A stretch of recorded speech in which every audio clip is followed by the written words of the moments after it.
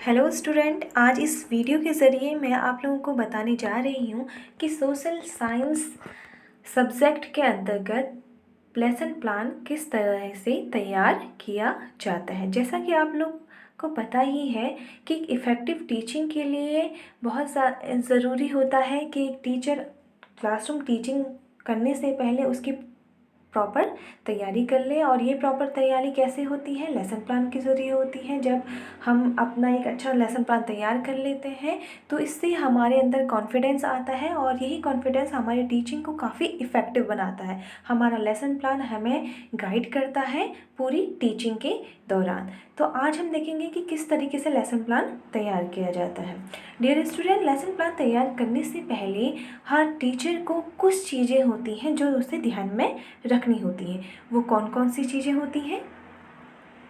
सबसे पहले तो यह डिसाइड किया जाता है कि हम किस क्लास को पढ़ाने जा रहे हैं। हमारी क्लास कौन सी रहेगी? 6 है, 7th है, 8th है, 9th है, 10th है, कौन सी क्लास है? क्लास डिसाइड हो जाने के बाद हम ये डिसाइड करते हैं कि हम कौन सा सब्जेक्ट पढ़ा रहे हैं। यहाँ पर तो स्पष्ट है कि हम सोशल स्टडी पढ़ा रहे हैं। अब बात ये है कि सोशल स्टडी में हम कौन सा सब सब्जेक्ट पढ़ा रहे हैं। क्या हम ज्योग्राफी पढ़ा रहे हैं, क्या हम सिविक्स पढ़ा रहे हैं, या फिर हम इकोनॉमिक्स पढ़ा रहे हैं, या फिर हिस्ट्री पढ़ा रहे हैं। जब आपका क्लास डिसाइड हो गई, आपका सब सब्जेक्ट डिसाइड हो गया, सब सब्जेक्ट डिसाइड करने के बाद हम ये देखते हैं कि हमारे पास टाइम कितना है। ठीक, यानी कि हमारा पीरियड कितना लंबा है, 30 मिनट का है, 35 मिनट का है, 40 मिनट का है।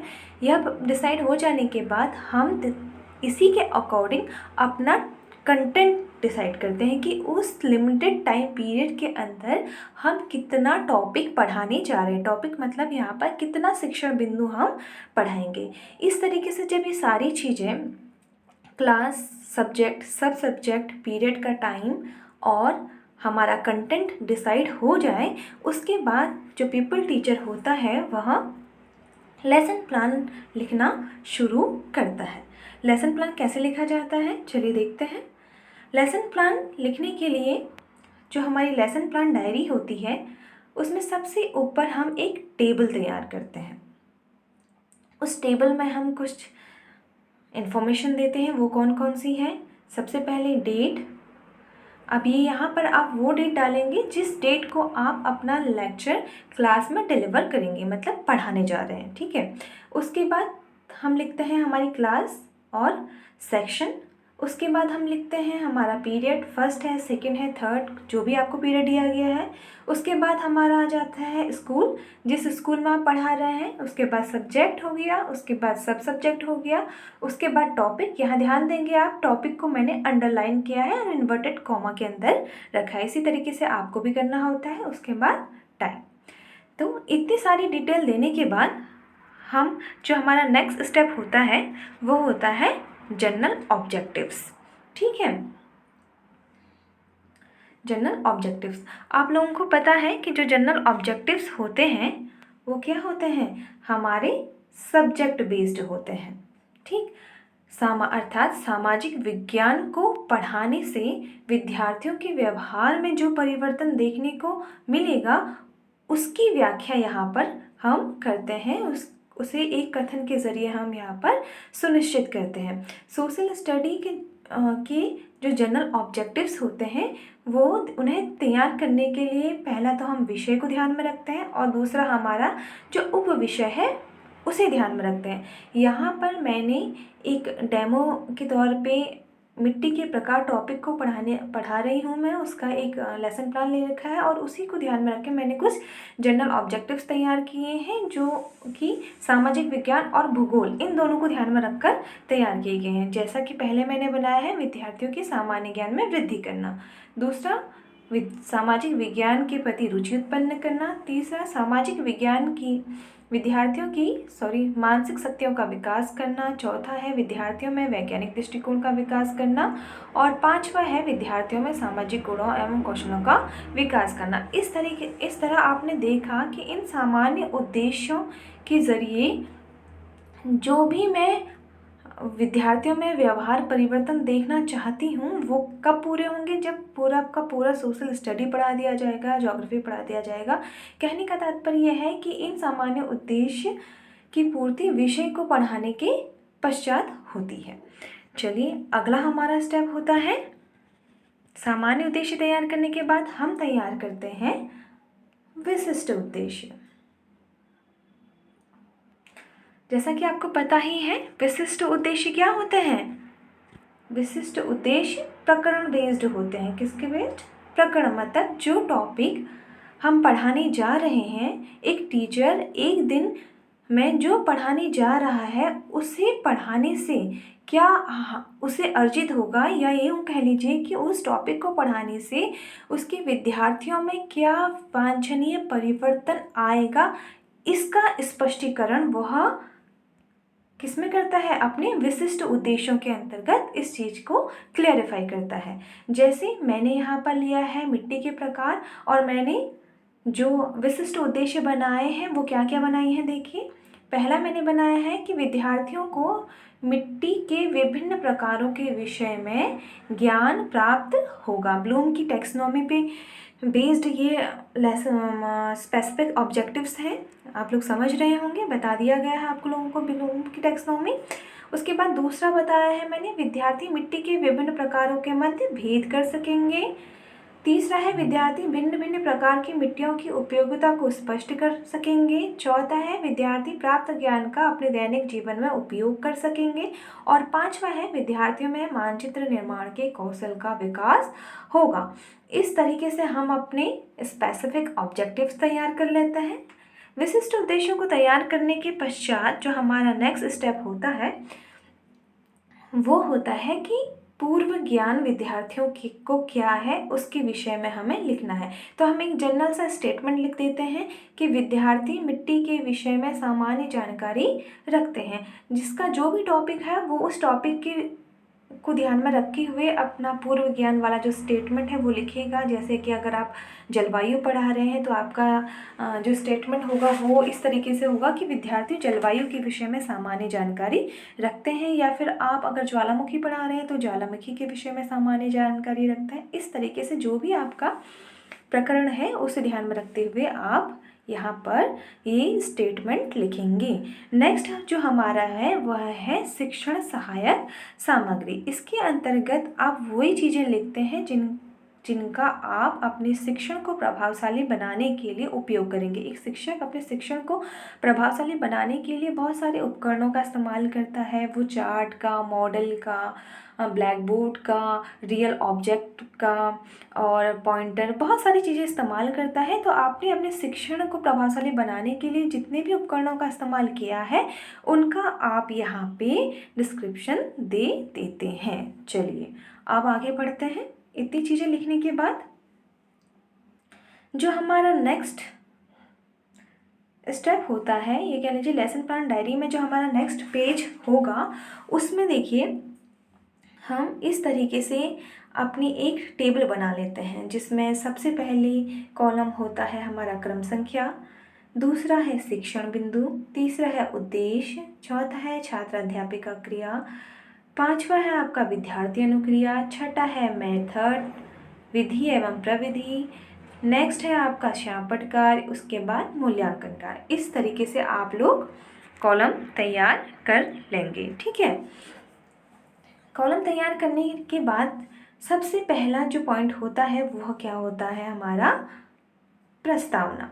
ठीक है, प्रस्तावना। अब प्रस्तावना का क्या उद्देश्य होता है देखिए, विद्यार्थियों के पूर्व ज्ञान को नवीन ज्ञान से जोड़ना। और छात्र अध्यापक क्या काम करता है यहाँ पर, छात्र जो हमारा प्यूपल टीचर होता है वो विद्यार्थियों के पूर्व ज्ञान को जानने के लिए जो भी क्रिया करता है उसे हम इस कॉलम में छात्र अध्यापिका क्रिया में लिखेंगे। अब यहाँ पर क्या किया कर रहा है प्यूपल टीचर, क्वेश्चन के जरिए विद्यार्थियों को पूर्व ज्ञान को जानने का प्रयास करें। तो यहाँ पर मेरे द्वारा कुछ प्रश्न पूछे गए हैं, जैसे कि पहला है मनुष्य को जीवित रहने के लिए किन चीज़ों की आवश्यकता होती है। अब यहाँ पर हम क्या लिखेंगे, जो विद्यार्थियों ने आंसर दिया है उसको हम यहाँ पर लिखेंगे कि सपोज विद्यार्थी आंसर दे रहे हैं मनुष्य को जीवित रहने के लिए जल, भोजन, वायु की आवश्यकता होती है। फिर क्वेश्चन पूछा है भोजन वायु हमें कहाँ से प्राप्त होती है। भोजन वायु हमें पेड़ों वायु हमें पेड़ पौधों से प्राप्त है। नेक्स्ट क्वेश्चन है, पेड़ पौधों की वृद्धि के लिए किन चीज़ों की आवश्यकता होती है? तो आंसर है उपजाऊ मिट्टी, जल, खाद पेड़ पौधे की वृद्धि के लिए आवश्यक है। नेक्स्ट है फिर मिट्टी कितने प्रकार की होती है? ठीक, डियर स्टूडेंट, आप एक चीज़ ध्यान दे रहे होंगे कि यहाँ पर जो मैंने क्वेश्चन बना रखे हैं ये जिग जैग है, मतलब कि प्रश्न से जो उत्तर निकल रहा है उसी उत्तर से अब मैंने अगला प्रश्न पूछा है, तो इसी तरीके से आप लोग भी बनाएंगे।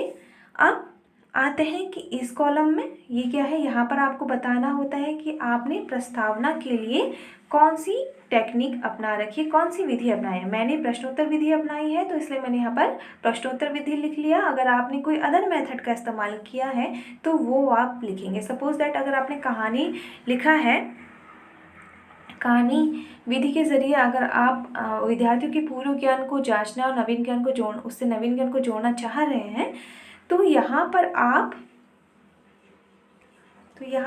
क्या करते हैं, कहानी लिखेंगे और यहाँ पर आप लिखेंगे विद्यार्थी ध्यानपूर्वक सुनेंगे और यहाँ पर आप कहानी विधि लिख देंगे। ठीक, अब क्योंकि यहाँ पर श्यामपट्ट की जगह पर हमारा कोई काम नहीं हो रहा है तो इसलिए श्यामपट्ट यहाँ पर ब्लैंक है, मूल्यांकन भी यहाँ पर कुछ नहीं हो रहा है क्योंकि अभी तो कुछ पढ़ाया नहीं, इसलिए मूल्यांकन भी ब्लैंक है। ठीक है, अब आप एक चीज़ देख रहे होंगे कि मिट्टी कितने प्रकार की होती है। ये जो क्वेश्चन है मेरा चौथा, ये समस्यात्मक प्रश्न है जिसका कि क्या उद्देश्य होता है समस्यात्मक प्रश्न का, नवीन ज्ञान की प्राप्ति हेतु विद्यार्थियों में तत्परता उत्पन्न करना। तो ये भी आप यहाँ पर मेंशन कर देंगे। चलिए आगे बढ़ते हैं, हमारा अगला स्टेप कौन सा है, उद्देश्य कथन। ठीक है, उद्देश्य कथन का उद्देश्य क्या होता है, इसका उद्देश्य होता है विद्यार्थियों को प्रकरण से अवगत कराना। मतलब कि यहाँ पर आप विद्यार्थियों को बता रहे होते हैं कि आप आज के डेट में क्या पढ़ाने जाएंगे या फिर हम आज क्या पढ़ेंगे, इसके बारे में क्लैरिफाई यहाँ पर करते हैं। ठीक है, तो पीपल टीचर यहाँ पर पीपल टीचर कॉलम में हमने देखिए मैंने एक स्टेटमेंट की तरह लिख दिया है। कैसे, जैसे मैंने बता रखा है, देखिए कि पृथ्वी की सबसे ऊपरी सतह पर मोटी, मध्यम और बारीक कार्बनिक तथा अकार्बनिक कणों के मिश्रण को मिट्टी कहते हैं। हमारे देश में 8 प्रकार की मिट्टी पाई जाती है जिनका आज हम विस्तार पूर्वक अध्ययन करेंगे। तो ये एक स्टेटमेंट मैंने दे दिया है यहाँ पर, जिससे मैंने स्पष्ट कर दिया है कि मैं आज क्या पढ़ाने जा रही हूँ। ठीक है,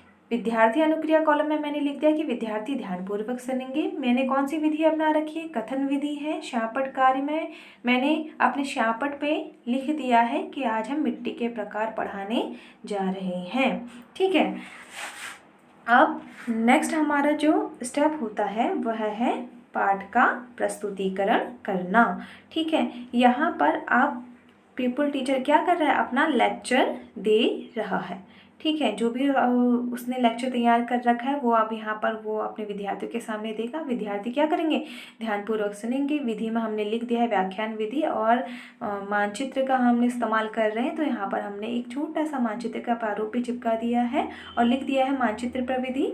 यहाँ पर ब्लैक बोर्ड में हमने हेडिंग डाल दी है, जो भी हम टॉपिक पढ़ाने जाए। शिक्षण बिंदु मेरा पहला है, जैसे कि जलोढ़ मिट्टी में पढ़ाने जा रही हूँ तो मैंने वहाँ पर ब्लैक बोर्ड में लिख दिया है जलोढ़ मिट्टी। ठीक है, मूल्यांकन अभी कुछ नहीं हो रहा है क्योंकि कुछ पढ़ाया ही नहीं है, इसलिए मूल्यांकन वाला कॉलम खाली है। अब ध्यान देंगे आप यहाँ उद्देश्य। ठीक है, उद्देश्य मैंने बना रखे हैं, हमने आगे भी बना रखे हैं और यहाँ पे भी मैं अगेन उद्देश्य बना रही हूँ। तो ये वो उद्देश्य हैं, ये वो उद्देश्य हैं, ठीक, जो इस कॉलम में मैं जो भी पढ़ाऊँगी, मतलब जो भी मैंने व्याख्यान दिया है उन व्याख्यान के ज़रिए विद्यार्थियों को क्या हासिल होगा या विद्यार्थी के व्यवहार में क्या परिवर्तन देखने को मैं मिलेगा, वो मैंने यहाँ पर दोबारा से क्लियर किया है। दोबारा से क्लियर मैंने इसलिए क्या किया है कि इसी कंटेंट को पढ़ाने से जिन उद्देश्यों की प्राप्ति होगी मैंने वो यहाँ पर क्लियर किया है। क्योंकि हम अपने एक लेसन प्लान के अंतर्गत कई सारे टॉपिक पढ़ाते हैं, कई सारे शिक्षण बिंदु पढ़ाते हैं। तो यहाँ पर ये जो पहला मेरा शिक्षण बिंदु है, इस शिक्षण बिंदु को पढ़ाने से जो इन उद्देश्यों की प्राप्ति होगी उसको मैंने यहाँ पर इस कॉलम में क्लियर किया है। ठीक है, इसके बाद जो हमारा नेक्स्ट स्टेप होता है वो होता है बोध प्रश्न। ठीक, ये वो प्रश्न होते हैं जिनका उद्देश्य क्या होता है, विद्यार्थियों की उपलब्धि की जांच करना। मतलब शिक्षक ने जो पढ़ाया उसको पढ़ाने के बाद विद्यार्थियों को कितना ज्ञान अर्जित हुआ, यह जानने के लिए एक छात्र अध्यापक क्या करता है, बोध प्रश्न पूछता है। छात्र अध्यापक क्रिया में हम लिख देंगे कि छात्र अध्यापक विद्यार्थियों से प्रश्न पूछेगा, और यहाँ पर हम लिख देंगे कि विद्यार्थी पूछे गए प्रश्नों का उत्तर देंगे। यहाँ पर हमारी होगी प्रश्न प्रविधि, यहाँ पर शापट कार्य कुछ नहीं हो रहा है, और मूल्यांकन में हमने वे प्रश्न लिख दिए हैं जो प्रश्न छात्र अध्यापक ने पूछे हैं। ठीक है, किसके लिए, विद्यार्थियों की अधिगम, उनकी उपलब्धि को जांचने के लिए व्याख्यान के पश्चात जो प्रश्न पूछे जाते हैं उन्हें बोध प्रश्न कहते हैं, और मूल्यांकन प्रश्न भी उन्हीं को कहा जाता है, और मूल्यांकन वाले कॉलम में हम उसको लिखते हैं। चलिए आगे बढ़ते हैं। अब इसके बाद नेक्स्ट हम हमारा स्टेप होता है विकासात्मक प्रश्न। ठीक है, इसका क्या उद्देश्य होता है, पाठ का विकास करना, मतलब पाठ को आगे बढ़ाने के लिए जो प्रश्न पूछे जाते हैं वो विकासात्मक प्रश्न होते हैं। यहाँ पर शिक्षक कुछ प्रश्न पूछता है, ये जो प्रश्न होते हैं ये जो कुछ हमने पढ़ा दिया है थोड़ा उससे रिलेटेड होते हैं, और जो कुछ अब हम आगे पढ़ाने जाएंगे उसको ये स्पष्ट करते हैं। यहाँ पर भी मैंने कुछ प्रश्न पढ़े, ये प्रश्न जरूरी नहीं कि जिगजैग फॉर्म में बने, ये सिंपल बन जाते हैं। ठीक, यहाँ पर मैंने लिख दिया है प्रश्न प्रवृत्ति, ब्लैक बोर्ड वर्क कुछ नहीं हो रहा है और मूल्यांकन भी कुछ नहीं हो रहा है, इसलिए खाली है। विकासात्मक प्रश्न पूछने के पश्चात अब हम अपना दूसरा जो टॉपिक है सब या जो भी कंटेंट है उसको पढ़ाना शुरू करते हैं। पाठ का प्रस्तुतिकरण मतलब दूसरे शिक्षण बिंदु का प्रस्तुतिकरण। ठीक है, स्पष्टीकरण, यहाँ पर आप देख रहे हैं ऊपर मैंने जो क्वेश्चन पूछा है वो इस तरीके का प्रश्न है जिसका विद्यार्थियों को स्पष्ट उत्तर नहीं पता है, और इस अस्पष्टता को स्पष्ट करने के लिए ही हम व्याख्यान यहाँ पर दे रहे हैं। मैंने प्रश्न पूछा है कि जलोढ़ एवं लाल मिट्टी में क्या अंतर है, विद्यार्थियों को पता नहीं है, और इसी को मैं अपने अगले शिक्षण बिंदु में या अपने अगले व्याख्यान में स्पष्ट कर रही हूँ कि दोनों में क्या अंतर है। और यहाँ पर मैंने इसी तरीके से इसको पढ़ाने से जो भी मेरे शिक्षण उद्देश्यों की प्राप्ति होगी उनको मैंने यहाँ पर क्लियर कर दिया है कि इस टॉपिक को पढ़ाने से या इस लेक्चर से मुझे मेरे विद्यार्थियों में किस तरीके के व्यवहार परिवर्तन होंगे। यहाँ पर हमने लिख दिया है कि विद्यार्थी ध्यानपूर्वक सुनेंगे एवं महत्वपूर्ण बिंदुओं को उत्तर पुस्तिका में अंकित करेंगे। यहाँ पर हमारी विधि होगी व्याख्यान विधि एवं चार्ट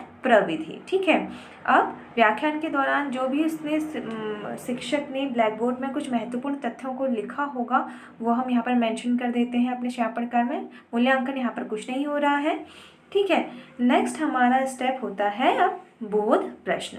ठीक है, यही पहले भी चीज़ हुई थी। यहाँ पर क्या है कि इस व्याख्यान को पढ़ाने से विद्यार्थियों को कितना ज्ञान या इस व्याख्यान को देने के पश्चात विद्यार्थियों को कितना ज्ञान अर्जित हुआ यह जांचने के लिए हम बोध प्रश्न करते हैं। छात्राध्यापक विद्यार्थियों से प्रश्न पूछेगा, विद्यार्थी क्या करेंगे, शिक्षक द्वारा पूछे गए प्रश्नों का उत्तर देंगे। विधि हो गई हमारी प्रश्न विधि, शापट कार्य कुछ नहीं है। मूल्यांकन में हम क्या कर रहे हैं, प्रश्न पूछ रहे हैं, तो जो भी हमने प्रश्न पूछे हैं उन्हें हम यहाँ पर लिख देते हैं। इसके पश्चात जो हमारा नेक्स्ट स्टेप होता है वह होता है श्यामपट्ट सार। ठीक है, श्यामपट्ट सार का क्या उद्देश्य होता है, विद्यार्थी सीखे गए ज्ञान को सारांशित करते हैं। पीपल टीचर कॉलम में छात्र अध्यापक विद्यार्थियों को श्यामपट्ट सार उतारने का निर्देश देगा और स्वयं कक्षा का घूम घूम कर निरीक्षण करेगा। किस लिए, कि यह जांचने के लिए कि क्या विद्यार्थी जो है वो श्यामपट्ट सार अपनी कॉपी में उतार रहे हैं कि नहीं उतार रहे। ठीक, स्टूडेंट रिस्पॉन्स में हम लिखते हैं कि विद्यार्थी श्यामपट्ट सार अपनी उत्तर पुस्तिका में उतारेंगे, और विधि हमारी हो गई है श्यामपट्ट प्रविधि। यहाँ पर मैंने एक छोटा सा ब्लैक बोर्ड बना रखा है। ठीक है, ये यहाँ तक होगा, और जो भी हमने ब्लैक बोर्ड पे लिखा हुआ है उसको हम यहाँ पर दिखाते हैं इस कॉलम में कि जो भी हमारा श्यामपट्ट सार रहेगा। ठीक है, उसके बाद हमारा जो अगला स्टेप होता है वह होता है किसका, पुनरावृत्ति प्रश्न करने का। अब इसका क्या उद्देश्य है, पढ़ाए गए संपूर्ण पाठ की पुनरावृत्ति करना या फिर दोहराव करना। यहाँ पर पीपल टीचर कुछ अपने विद्यार्थियों से कुछ प्रश्न पूछता है। ध्यान देंगे कि ये वो प्रश्न होते हैं जो संपूर्ण पाठ से, मतलब आज की डेट में आपने जितने भी पढ़ाए, चाहे एक शिक्षण बिंदु पढ़ाए, चाहे 2 पढ़ाए, चाहे 3 पढ़ाए, उन सभी शिक्षण बिंदुओं से हम अपने स्टूडेंट से कुछ क्वेश्चन करते हैं, जिनका उद्देश्य केवल इतना होता है कि जो भी हमने पढ़ाया उसका एक बार रिवीजन हो जाए। ठीक है। उसके बाद यहाँ पर हमने लिख दिया प्रश्न प्रविधि, शापट कार्य हमारा कुछ नहीं है, यहाँ पर ब्लैंक है। ठीक। अगला जो हमारा स्टेप होता है वह होता है गृह कार्य, और गृह कार्य देने का क्या उद्देश्य होता है? सीखे गए ज्ञान का स्थायीकरण एवं विद्यार्थियों में स्व अध्याय की आदत का विकास करना। अब इस कॉलम में, पीपल टीचर कॉलम में क्या आ जाएगा कि छात्र अध्यापक विद्यार्थियों को गृह कार्य अपनी उत्तर पुस्तिका में उतारने का निर्देश देगा। स्टूडेंट रिस्पॉन्स कॉलम में क्या आएगा कि विद्यार्थी गृह कार्य अपनी उत्तर पुस्तिका में उतारेंगे। और यहाँ पर विधि में क्या आएगा? शापट प्रविधि आ गई। यहाँ पर आप जो अपना रोलर बोर्ड है वो, उसमें आप गृह कार्य लिख के जाते हैं, जिससे कि थोड़ा समय बच जाए। ठीक है। और जो भी आपने अपने रोलर बोर्ड पे गृह कार्य लिखा है उसको आप यहाँ पर दर्शाते हैं कि हमने क्या दिया। जैसे मैंने दिया है कि भारत में पाई जाने वाली विभिन्न प्रकार की मिट्टियों को प्रदर्शित करने वाला एक मानचित्र तैयार करें।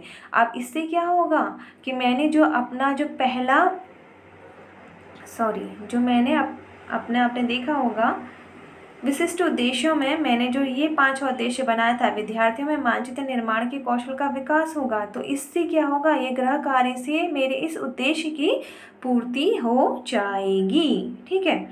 इस तरीके से हमारा गृह कार्य तक हो गया। अब लास्ट स्टेप होता है हमारा पाठ का समापन। इसका क्या उद्देश्य होता है कि हमारे हमने जो भी हमारी टीचिंग रही है उसको इफ़ेक्टिवली एंड तक लेके आना।